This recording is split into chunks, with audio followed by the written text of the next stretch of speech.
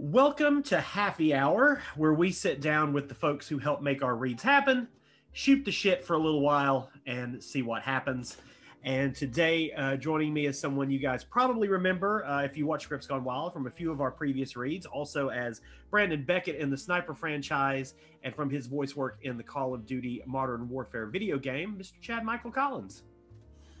How are you, sir? How's everything?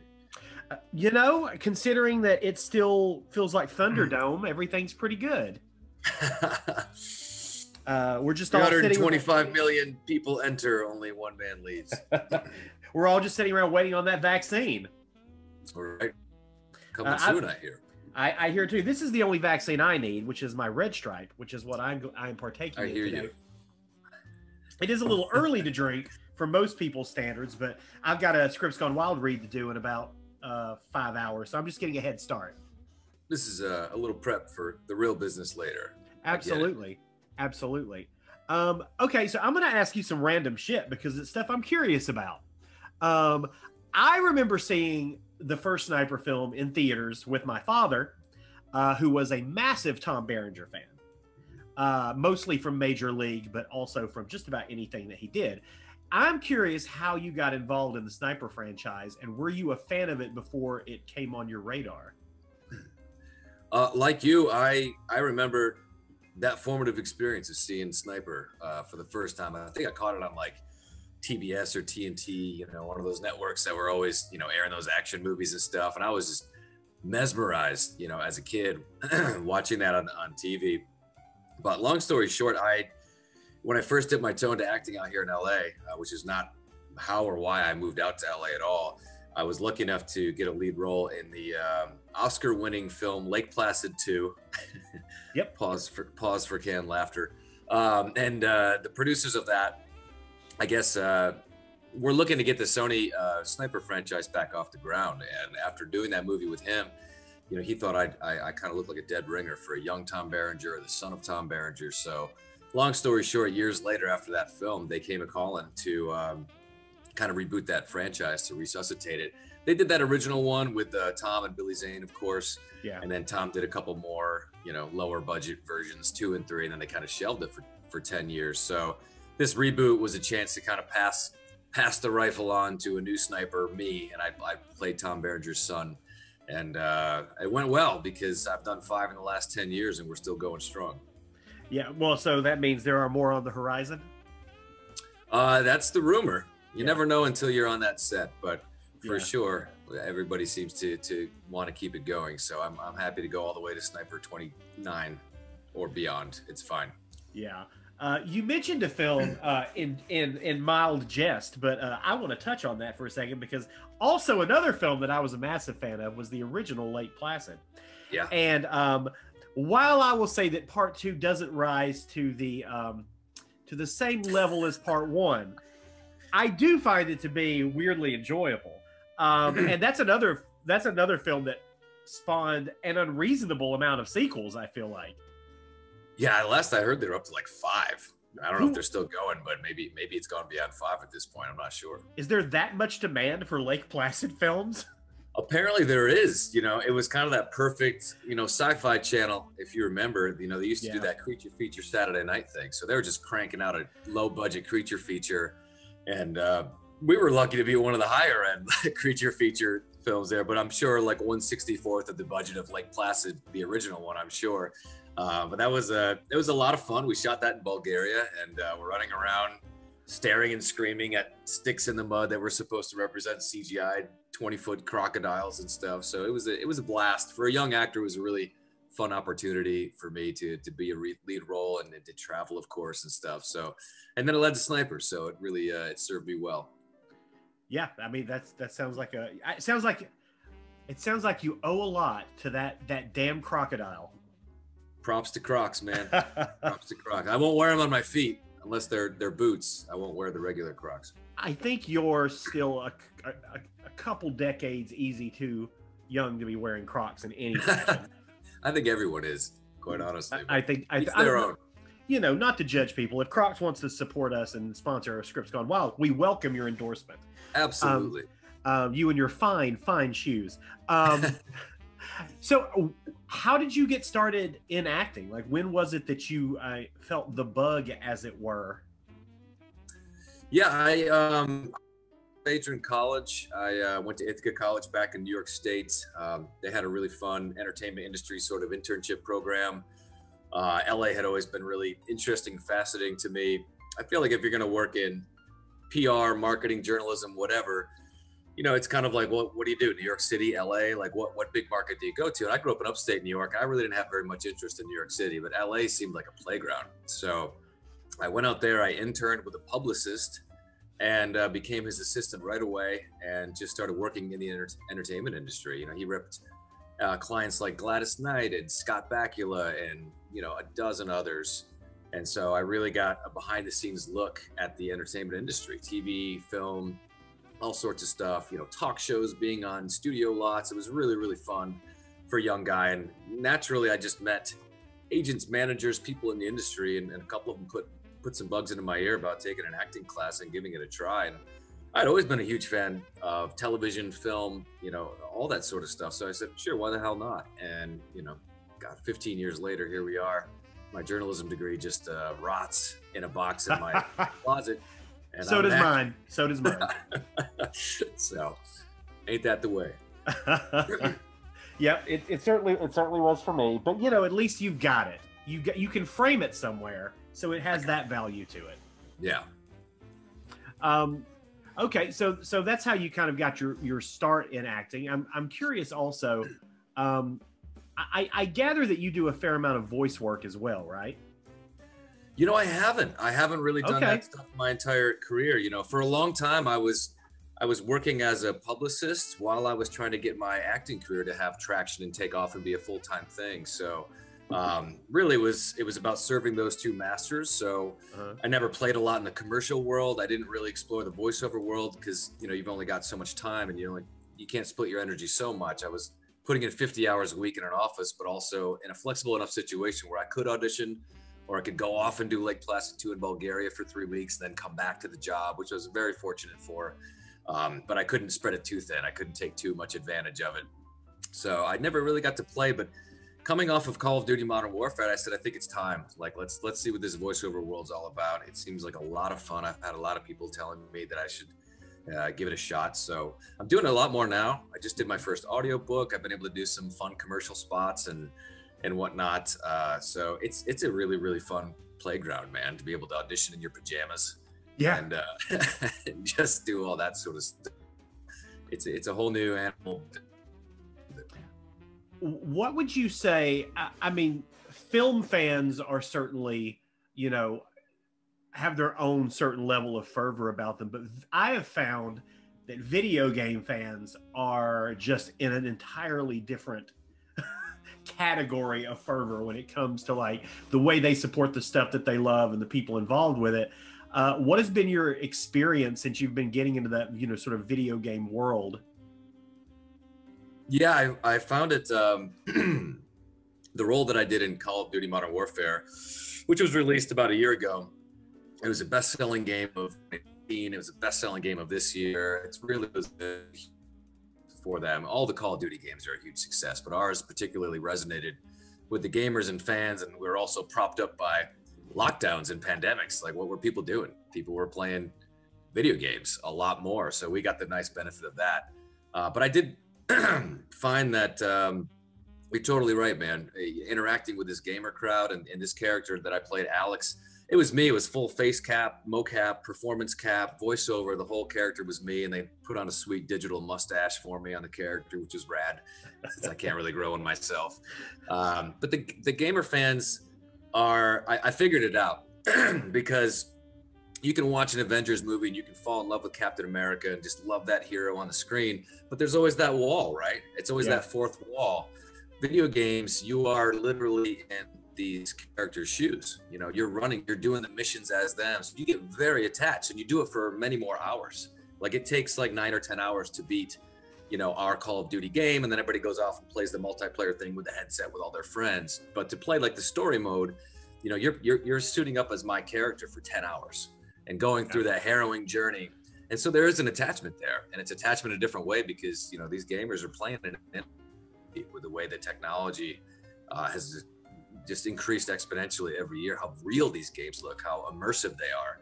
So I found that people got really attached to my character, and I understood that that's why I get attached to video game characters like they do, because they're not just sitting back eating popcorn. They're like with the controller going through the shit with them. So it was a really, really cool thing to make that discovery. And those gamer fans are certainly passionate and rabid, and it's been a lot of fun to interact with them all.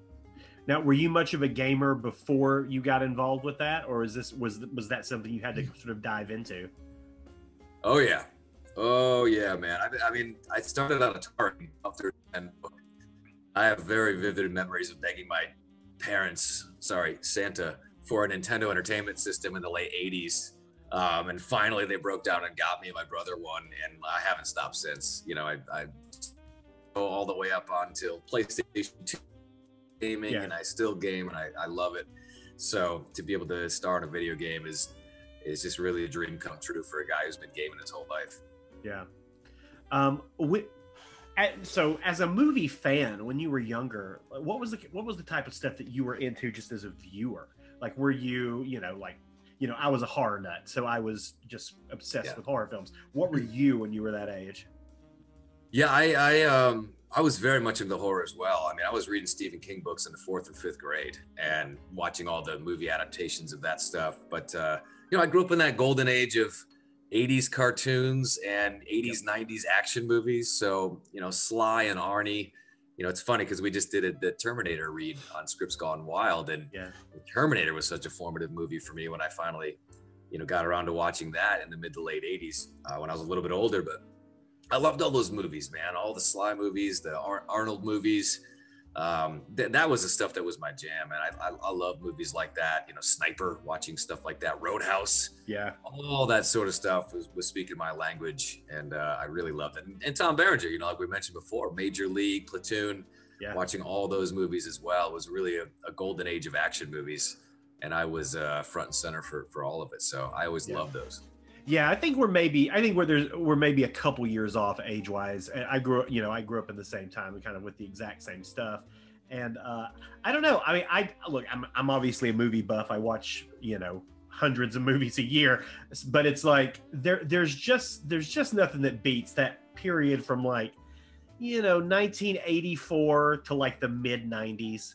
Right. Especially when it comes to action films and the type of action films that I enjoy, like that kind of decade span of time. They just don't make action movies like that anymore, at least not to me. Isn't it funny to look back, Billy Ray, just see how forgiving we were as audiences, because you had Jean-Claude Van Damme running around in some horribly accented English. Arnold couldn't speak, without his accent. We were very forgiving as action fans, because I think there was something special about those movies. I watched all the Steven Seagal movies. I watched all the JCVD movies, Arnie, Sly, all of those guys, Chuck Norris. We were just like, just give us the action and we don't really care about the rest. But today, everyone's a critic, man. Yeah, and all of those guys have to some extent tried to, mount comebacks in some way in terms of like action films, and it's just not really taken off for him in a huge way. I mean, The Expendables is one thing, right? Like that was kind of its own beast. But then I remember Arnold had like 2 or 3 action films that came out in like a couple of years when he first, when he left the governorship and got back into acting, and they were just like, they just didn't do well. It's like these films would have killed in 1990. Absolutely, they would have. Yeah, it was weird to see them not well received, but I guess tastes changed and the audiences changed and whatever else. But back then they were untouchable, man. Like we wouldn't stand for criticism of our favorite action movies back then. No, they were the highest paid actors in the world. I mean, they were, and I'm curious. So out of all of those guys, like your core action guys, if you could have the chance to act with one of them in something, who would it be?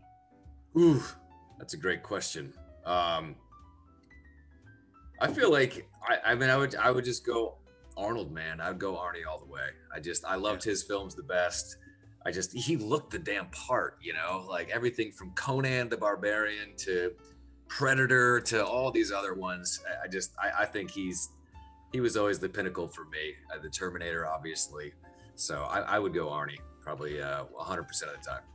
A quick Arnold story, because I just enjoy trumpeting when actors do more than they have to do. But I went and saw they did a screening of that zombie flick he did, Maggie. Mm-hmm. And it was like a sneak preview, and he was there, and he did a Q&A with it, and he was really excited about doing it because, you know, it's an independent film and he doesn't do a lot of those. There were probably 250 people in the audience. He stuck around after that thing, formed a line, and took selfies with all 250 people in that audience, and stayed for a good 3 hours doing it. And I just thought, you know, he's Arnold Schwarzenegger. He doesn't have to be doing this. Like, this is not something he needs to do. People would have been fine if he just wanted to answer a couple questions. But the fact that he stayed there for like 3 hours and did that, I was like, okay, I like this guy. Not that I didn't already, but that was just kind of a tip over. I love that, man. And, you know, our modern age Arnie is The Rock, you know, and Dwayne Johnson, right? But he took a page out of Arnie's book, and you could see that fan interaction. You know, he mostly lives a clean, good life. You know, he gives back a lot. And I think that, I don't know that a lot of the other stars have. A lot of them went the other way, you know, just coke-fueled rages and trouble with the law and a lot of bad, you know, stories about on-set behavior and whatever else. But it seems like Arnie was pretty clean of that. You know, he was so grateful for that American dream, and he represented that movie star thing in that way. It doesn't surprise me, you know, and I think that's also why he's my favorite. Yeah, I think he and Sly both kind of had a similar sort of like trajectory in terms of like, I don't feel like their egos ever got so big that it started damaging their careers, like someone like a Seagal or Van Damme, and you know, and I always consider like Arnold and Sylvester Stallone to be like the top tier guys from that era. Mm-hmm. Then you've got like, you know, and maybe Bruce Willis too. I'd put him in there. That's true. Yeah. Then you've got, you know, Van Damme, Seagal, Chuck Norris, like all those guys. I feel like the top tier guys kind of did it right. Bruce Willis may be an exception because I hear he can kind of be a dick, but then again, you know, maybe you're entitled to be a little bit of a dick. I don't know. Right. Yeah, you're totally right with that, man. And it didn't matter though in that golden age, did it, man? All those guys were top of the heap. Did a million movies. JCB did a million movies, regardless. And it was quite the age to come up in. Yeah, it was great. Like I said, I missed that era, but so be it. Have you done much work during COVID time, like on-set stuff? Not really, man. It's been just as lean for me as probably just about every other actor out there. I was lucky enough to hop on a friend who put together kind of a sci-fi, really self-contained sci-fi thriller.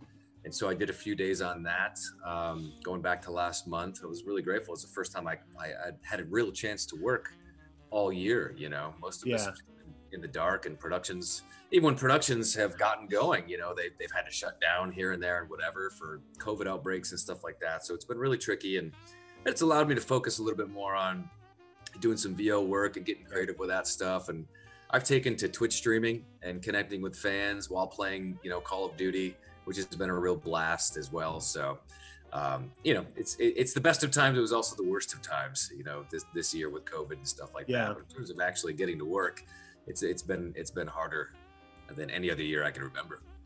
Yeah, I was curious. I was mainly just curious for like in terms of like the on-set protocol, because I'm not sure if you've heard it, but the now infamous Tom Cruise recording from a day ago.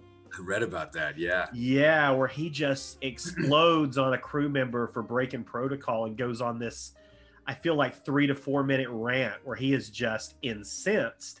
Yeah. And you know, I mean, anytime those like enraged celebrity audio tapes are sort of leaked out, I tend to fall on the side of like, what an asshole. But in this case, it was very much like, good on you, Tom. Mm-hmm. Like, he's really just trying to get people to be safe and create a safe set and make sure people have jobs. And so, I was just curious what it was like on other sets, because we know now what it's like on his set, which is a zero tolerance policy. Tom Cruise suffers no fools. Put your mask on. He does it. And you know, this is a man who risks his life for half the movies he does. So you know what? If he wants to yell at somebody for breaking the rules, go for it, Tom. Say what you will about Tom Cruise, but he's a leader, man. Like, he's a leader, you know? He's not going to leave it to the first or second AD to call out that crew member. He's going to get on that bullhorn and let everyone know. That's someone else too. Like Arnold, that's someone else too, where it's like when you're the first person on set, you're the last one to leave, you know every member of the crew's name. Like that's a good dude. Like, you know, he may be difficult every now and again, but he obviously cares about what he's doing, and he obviously cares about the people doing it with him. So, I mean, I have a lot of respect for that. You know what? You bring up a really interesting point, because I've been really lucky to work with a lot of great veteran actors, right? Everybody from Billy Zane to Tom Berenger, as we mentioned. And I realized something early on in my acting career, and that a lot of these veteran actors who I've come to know and love, and I really look forward to working them with what I can. So not only that I can learn, but I can watch and I can understand. You know, they've been there, they've done that. You know, Billy Zane and Titanic, all above and beyond, Oscars, Emmys, whatever. A lot of people, especially the experienced ones, the veteran actors, they get the difficult rap quite simply because they know better and they know more than perhaps a lot of the people in the crew, or a lot of people putting these movies together, you know. So sometimes what may seem like, oh, you're difficult, you're holding up a process, is because no, I actually understand how to make a better movie. Like, I understand how to make a better scene, or this, that, whatever. And so, oh, difficult, you know. It's so I take it with a grain of salt, because, you know, with the Tom Cruise, you know, that, like you said, that guy, he is a leader up and down, and he is throwing himself off buildings and strapping himself to planes. Like, it's not something he takes lightly. So it's really, and he knows. How many movies has he been in? How many that he starred and produced, this, that, whatever else. So, you know, that one little soundbite that gets an actor labeled difficult, it's usually from a veteran actor who actually just knows better than you. And your ego is hurt, and that's how the rumors start and spread. So yeah, and frankly, the proof is in the pudding. And like, if Tom Cruise wasn't cranking out films that weren't like incredibly solid, it would be one thing, but everything he puts out has a certain level of quality to it. I mean, the Mission Impossible films, which I absolutely love, are just, you know, they're kind of perfect movies in a lot of ways. They're doing exactly what they want to do with them. And I think that starts with his leadership. It just starts with him knowing exactly what his brand is, exactly what his audience wants. And there's a lot of validity to that. And like, you know, he's been doing it for years. So, I mean, I would listen to Tom Cruise. If he wants to yell at me and tell me how to do something properly, I might listen to him. I'm all ears. Yes. Yeah, absolutely. Okay, so I want to ask you about a couple of smaller things that you did, but they're interesting to me for a couple of reasons. One would be that I'm sure it was not a role that required a great amount of depth, but I know you were on the reboot of 90210. Yes, I was. Yeah. And that was one of those guilty. I always have at least one guilty pleasure show that I watch just to be furious at myself for watching it. And that was one of them. Yeah. And so I'm curious, because I've talked to people who were involved with that show themselves, and I've heard a fair amount of horror stories about it. I don't want you to throw anybody under the bus. I'm just curious what your experience on that set was. I came on and did a couple episodes as a cop who breaks up a party, a young cop who kind of breaks up a party, and so yeah, it wasn't super heavily involved, and it was, I'll never forget this. It was the first episode of the 4th season. So I remember like the days that I shot, you know, the production was still trying to find its legs for the season. So I think the first day we went 16 hours, maybe later. Some of the series regular cast were, you know, grumbling because we're going into like 3-4 o'clock in the morning and stuff. And, you know, at a certain point, I understand the entitlement there. People not having their stuff together, and they're putting in long hours and whatever. But, you know, it's like, oh, go dry your tears and your tens of thousands of dollars per episode, you know, your contract. But it was fun, man. I had a blast. It was really, really cool. Like, I rented this big Hollywood mansion, and everybody was up there, you know, being pretend party goers and stuff like that. So I had a pretty fun experience on it. Again, the role wasn't that big, but I enjoyed most of the people that I worked with on there, and I met a couple of people who went on to do really great things that were just part of the guest cast with me, and they're now series regulars on stuff, and which is really just kind of fun when you look back to where we all started and who goes where and when. It was a good time. Well, the other series is one that I was a fan of. I don't know that it has as large of an audience as 90210 is, but it is Freakish. Oh, good. which one of our other Scripts Gone Wild regulars, Leo Howard, was in as well. Oh, Leo. I love Leo. Yes. Yeah. I love that show. I thought it was a really fun little show. I always wish that more people had discovered it and, maybe kept it around longer. But what was that experience like on that show? That was a blast, man. And I agree. Like it was a 30-minute show, kind of like a high school horror show, about some chemical explosion going on outside, and these kids are trapped in a high school, and there's kind of like zombies like ravaging to get in there and eat them and whatever, and they don't know what happened in the outside world. I played, some kind of like a mercenary that shows up who is there to rescue the kids, but it turns out I'm there to kill them, so whatever they have learned and discovered dies with them. So, and then of course they flip the tables on me and as well. So it was really fun to lean into that bad guy soldier role, because I've been playing, the sniper hero and the true GI Joe there. So it was kind of fun to go over to Cobra on this, and I got to really menace these kids quite a bit, and they let me work a lot of action and stuff into everything. I love that group. I know it went 2 seasons, but I thought they did such a fantastic job with very limited resources, and that was kind of in the early days of Hulu and everything else. So they were trying to put some stuff out there and see what stuck. I wished for everybody involved that it went a little bit longer, because it was a great group of people, and I had a blast on that. Yeah. And yeah, that was kind of one of the early Hulu shows. Mm-hmm. And it kind of segues me into, I think there's been a lot of discussion lately about sort of the changing industry, especially with HBO Max and like their decision to basically release their entire slate onto HBO Max at the same time they're going into theaters. And I'm just curious, because you're coming from an interesting world, especially with the Sniper franchise, where those are films that, they're not films that rely on a theatrical release. Right. They're very much, sort of a streaming VOD sort of thing. And now especially, I'm just curious, first of all, how do you prefer to consume your media? Are you I like to go sit in a theater guy? Do you love the fact that you can just sit at home and watch stuff on Hulu or Apple TV? And what are your thoughts on kind of the way the industry is going, especially now, that COVID is here and is kind of forcing people's hands?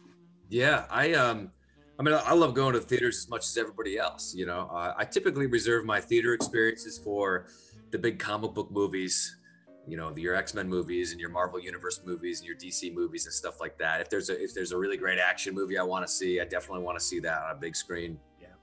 But I'm happy to sit in my recliner and like just kick back. Like I'll be watching the new Wonder Woman on Christmas Day for sure.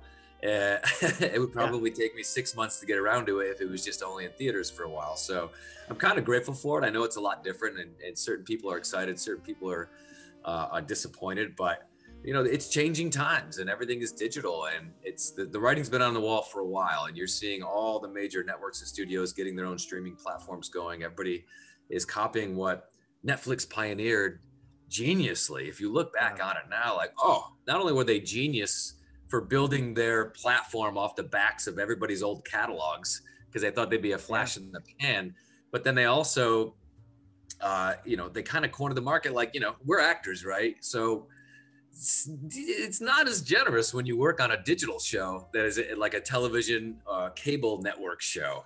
There's very little residuals. Your rates are reduced because of this new media designation.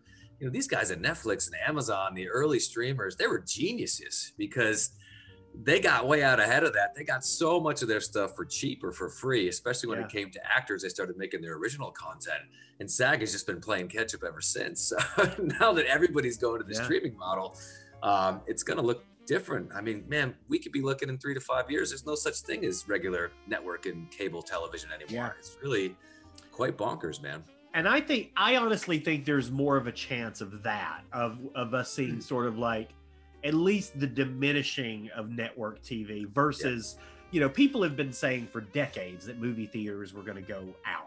I remember them saying it when I was a kid. I remember them saying it when, people started torrenting movies.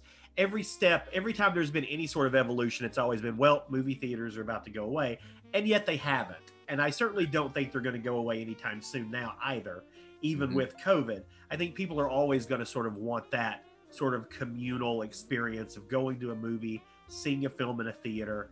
But you know, I feel like sometimes I'm on the wrong side of this, but I feel like if people have that option, but then they also have the option to sit at home and watch it on their TV if they want to, what's wrong with that? And I get it that it gets into like residuals and things like that, and that, you know, it affects the way people are paid. And I certainly don't think anybody should be stiffed because of, you know, someone deciding all of a sudden that they're going to, you know, stream something versus, you know, purely theatrical. But, you know, I do think there are ways to work that out versus just saying theaters and only theaters or nothing at all. Exactly. And I think that they're going to try and find that happy medium. At least I hope so, you know, because, you know, they're two unique experiences. And I just know how much, you know, I mean, movies and going to the movie theaters, like that's woven into our fabric in America, you know, and entertainment, consuming entertainment that way. And, you know, I hope it's not the end of it. And I hope that, you know, we figure out this COVID business so that theaters can open again, because so many of my, you know, favorite memories are going to theaters with friends and taking in that new Star Wars movie when, you know, first day, opening day. Like, it's such a great, you know, it's like a sporting event, you know, it's like game day. It's really, it's fun. It's exciting. But I also know that everybody's trying to adapt and change with the times and everything else too. So we'll see how it goes, man. But I do hope that the theaters return next year in some sort of manageable way for all of us. Okay, so I'm going to ask you one final question, and it's a question that I've asked many folks on the Happy Hour series because I just find it interesting. What would you say is the one project that you've done that you wish more people knew about, or the project that you wish people would discover that maybe they haven't quite discovered? Oh boy. It's a good question, man. I really, probably have to go with like an independent film of some sort, you know. I did a really fun action horror Western movie called High Moon, where I played a, you know, old West gunslinger chopping up werewolves in the modern day. It was really, really fun to do. I feel like we did pretty well considering that was an indie and we pushed it out the gates basically ourselves and whatever else. But I don't know, man. I've been pretty fortunate to work a lot on, you know, cable and primetime network TV. So those do get seen. Our sniper audiences, you know, that they're so huge around the world that it just blows my mind. Yeah. You know, people just love the American soldier. They love that G.I. Joe. They love those movies. So Sniper finds traction all around the world in ways that just surprise and delight me.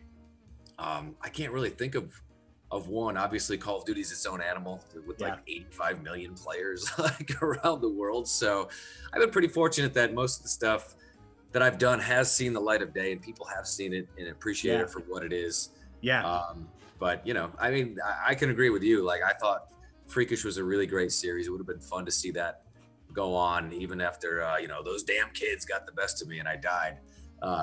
You know, there's a bunch out there, and, you know, it's just kind of the day and age we live in. It seems like if a TV show goes past one season, it's like success. Yeah. Whereas before, the goal was always syndication, 5 seasons. Hit that 100 episode mark. Yeah, everything has just changed so dramatically. So we'll see. You know, I was pretty astonished, and I had no, in fairness, I had no concept of the Sniper, I guess, franchise before you did your first read with us. And then I was like, okay, well, I like the first Sniper. Like, I'm going to dive back into these. So I kind of just crammed and watched all of them. And I was really surprised at a couple things. One is that I thought the quality of the films compared to a lot of like what, you know, in the 90s we would call straight to video films. Yeah. The quality was so much better than I had expected. And then the fact that I had no idea it was as hugely popular a franchise as it was. I was like, what? Like, really? Cool. Yeah, you know, Sony's captured this really great model. You know, the first one or two that I did were just kind of like, let's just put it out there and see what the reaction is. And the reaction was so strong, they just kept going and tried to improve upon the model every time. But, you know, I mean, when you have a $2.5 million movie, you know, you do what you can with it. It's hard to make an action film on that little money if you really want the big bang ups and explosions and all the, you know, ammunition shells littering every single screen and frame. But they kind of release it domestically and they say, we'll take what we can get. But they found that internationally, people eat these movies up. Like, I was shocked. Like, there was a movie called Sniper Ultimate Kill was released in 2017. I was getting fans lighting me up on Instagram, basically being like, look, and sending me screenshots. #1 most watched movie in India, Netflix India, #1 most watched in UK, Ireland, number one, all these markets, Brazil, Mexico. And I was like, this movie was released 3 years ago. Like, this is amazing. Like, I couldn't believe the traction that it still got, you know, the legs that it had around the world at least. So, but we're finding a bigger domestic audience, which is fun. But, you know, it makes no sense for Sony to put $2.5 million into a movie and then, you know, put another 15 million into marketing and trying to put it in theaters and everything else. It's just that's the business model they're working with, and so far it's been working really well for them because we keep doing more. Well, yeah, and that kind of takes us back full circle to the international audience. Like Arnold Schwarzenegger can do a movie here and nobody cares. China will cast, you know, filmmakers in China will cast him in a role that has like 10 lines in it just for the name value, and it'll just do gangbusters because he's still, you know, he's still a superstar overseas. Like, oh my gosh. It's the reason why Steven Seagal still has a career. He's just, he can do all the endless B movies he wants because overseas, China, whatever, he was such a huge star in the 90s. You just throw him in there for a scene or two or just use his double. I heard he doesn't even show up for half his shoots. So just shoot in the back of his double's head with like a ponytail. And they just get him to do ADR from his trailer somewhere. Yeah, exactly. You know, and it's, you know, Nick Cage, same thing. Like these guys were huge stars and that's good enough for most of the world to go and watch whatever movie they're a part of, even briefly. Yeah. Well, I appreciate you chatting with us, sir. I'm going to quickly plug, I think, well, this will drop on Friday. So the next read we have coming up is It's a Wonderful Life on Wednesday at 7:30. So that's going to be our final Christmas read of the season. You can find us on scriptsgonewild.com. You can support us on Patreon at patreon.com/scriptsgonewild. And thanks, Chad, for chatting with us. Well, thank you, sir. And it's a pleasure to be a part of Scripts Gone Wild. You guys do a lot of good work for a lot of good organizations, and it's such a pleasure to work with all the amazing talent you assemble. I mean, there's so many. I just the Dirty Dancing read, I could barely get my lines out because I was laughing so hard. That was a great read. That was really fun, man. So I look forward to the next one. Oh yeah, we'll have you back soon. Cool. All right, Billy Ray. Thank you. Bye.